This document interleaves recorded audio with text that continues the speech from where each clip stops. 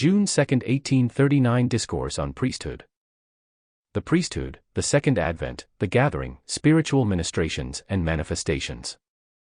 Journal of Discourses 6:237, Joseph Smith, Jr., The Priesthood, etc. Synopsis of an address by President Joseph Smith, delivered in Commerce, Illinois, Tuesday, June 2, 1839. The priesthood was first given to Adam. He obtained the first presidency, and held the keys of it from generation to generation. He obtained it in the creation, before the world was formed, as in Genesis chapter 1 verse 26 and 28, he had dominion given him over every living creature. He is Michael the archangel, spoken of in the scriptures. Then to Noah, who is Gabriel, he stands next in authority to Adam in the priesthood. He was called of God to this office, and was the father of all living in his day, and to him was given the dominion. These men held keys first on earth, and then in heaven. The priesthood is an everlasting principle, and existed with God from eternity, and will to eternity, without beginning of days or end of years. The keys have to be brought from heaven, whenever the gospel is sent.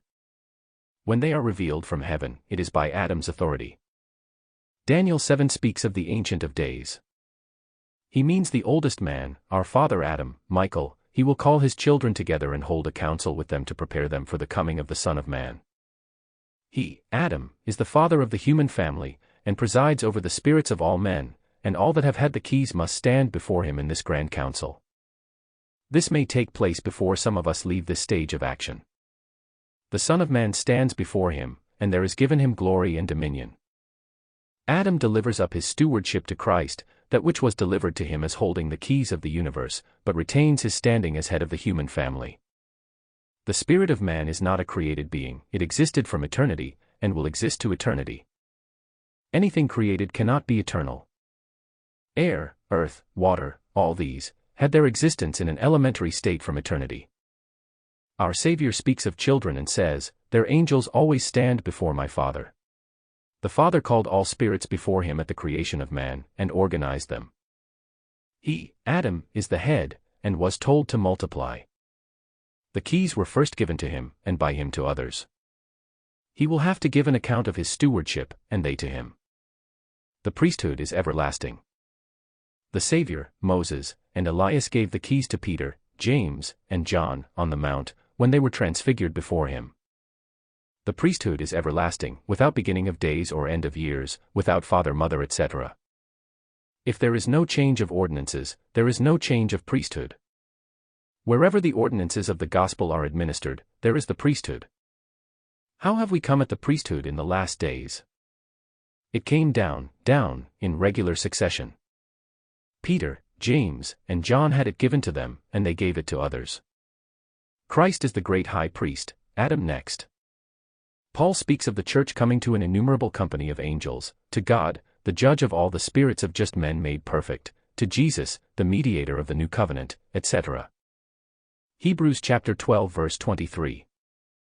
I saw Adam in the valley of Adam-on-Diamon. He called together his children and blessed them with a patriarchal blessing. The Lord appeared in their midst and he, Adam, blessed them all, and foretold what should befall them to the latest generation. See Doctrine and Covenants section 3 page 28. 29. This is why Abraham blessed his posterity, he wanted to bring them into the presence of God. They looked for a city, etc. Moses sought to bring the children of Israel into the presence of God, through the power of the priesthood, but he could not. In the first ages of the world they tried to establish the same thing, and there were Eliases raised up who tried to restore these very glories, but did not obtain them. But Enoch did for himself and those that were with him, but not for the world. They prophesied of a day when this glory would be revealed. Paul spoke of the dispensation of the fullness of times, when God would gather together all things in one, etc., and those men to whom these keys have been given will have to be there. In other words, when Adam shall again assemble his children of the priesthood and Christ be in their midst, the Ancient of Days come, etc. And they without us cannot be made perfect. These men are in heaven, but their children are on earth. Their bowels yearn over us. God sends down men for this reason. Matthew chapter 13 verse 41, and the Son of Man shall send forth his angels, etc. All these authoritative characters will come down and join hand in bringing about this work. The kingdom of heaven is like a grain of mustard seed. The mustard seed is small, but brings forth a large tree, and the fowls lodge in the branches. The fowls are the angels, the Book of Mormon perhaps. Thus angels come down combined together to gather their children, and gather them. We cannot be made perfect without them, nor they without us. When these things are done, the Son of Man will descend, the Ancient of Days sit. We may come to an innumerable company of angels, have communion with and receive instruction from them. Paul told about Moses' proceedings, spoke of the children of Israel being baptized, etc. He knew this, and that all the ordinances and blessings were in the church. Paul had these things, and we may have the fowls of heaven lodge in the branches, etc. The horn made war with the saints and overcame them, etc., until the Ancient of Days came. Judgment was given to the saints of the Most High from the Ancient of Days. The time came that the saints possessed the kingdom. This not only makes us ministers here, but in eternity.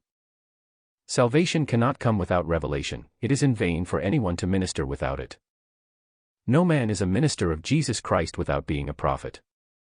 No man can be the minister of Jesus Christ, except he has the testimony of Jesus, and this is the spirit of prophecy.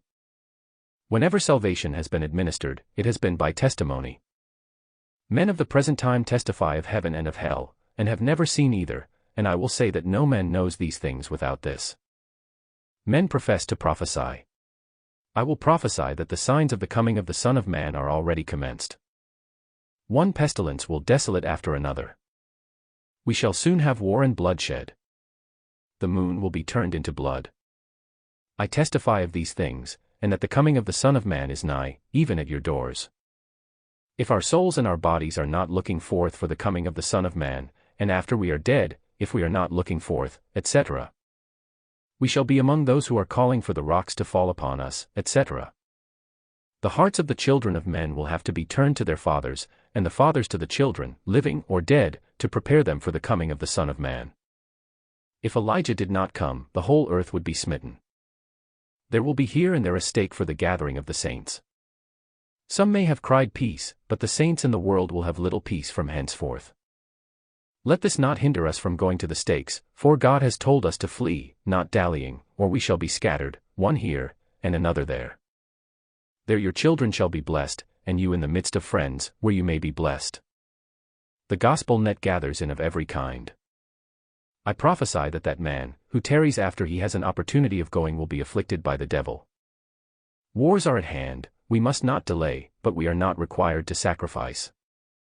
We ought to have the building up of Zion as our greatest object. When wars come, we shall have to flee to Zion. The cry is to make haste. The last revelation says, "Ye shall not have time to have gone over the earth, until these things come." It will come as did the cholera, war and fires, burning, earthquakes. One pestilence after another, etc., until the Ancient of Days come, then judgment will be given to the saints. Whatever you may hear about me or Kirtland, take no notice of it, for if it be a place of refuge, the devil will use his greatest efforts to trap the saints. You must make yourselves acquainted with those men who, like Daniel, pray 3 times a day to the house of the Lord. Look to the presidency and receive instruction. Every man who is afraid, covetous, etc., will be taken in a snare. The time is soon coming when no man will have any peace but in Zion and her stakes. I saw men hunting the lives of their own sons, and brother murdering brother, women killing their own daughters, and daughters seeking the lives of their mothers.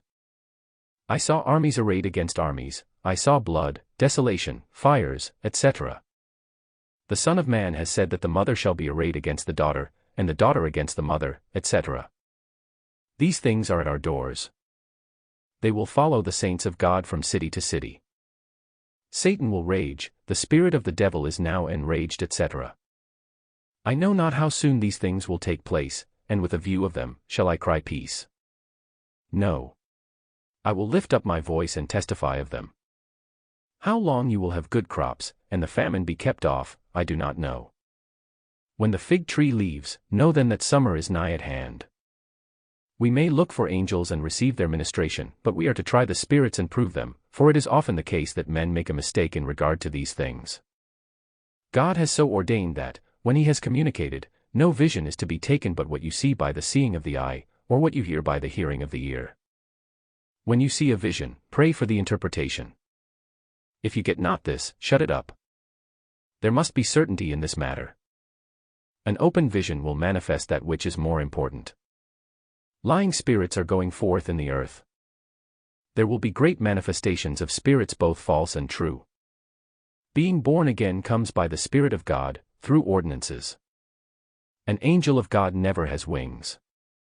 Some will say that they have seen a spirit, that he offered them his hand, but they did not touch it. This is a lie, for it is contrary to the plan of God. A spirit cannot come but in glory. An angel has flesh and bones, we see not their glory. The devil may appear as an angel of light. Ask God to reveal it. If it be of the devil, he will flee from you; if of God, he will manifest himself, or make it manifest. We may come to Jesus and ask him, he will know all about it. If he comes to a little child, he will adapt himself to the language and capacity of a little child. There is no gold nor silver, etc. It is false, all is plain in heaven. Every spirit and vision, or singing is not of God. The devil is an orator. He is powerful. He took our Savior onto a pinnacle of the temple, and kept him in the wilderness for 40 days.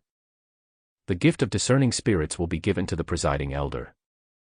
Pray for him that he may have this gift. Speak not in the gift of tongues without understanding it, or without interpretation. The devil can speak in tongues, the adversary will come with his work. He can tempt all classes, can speak in English or Dutch.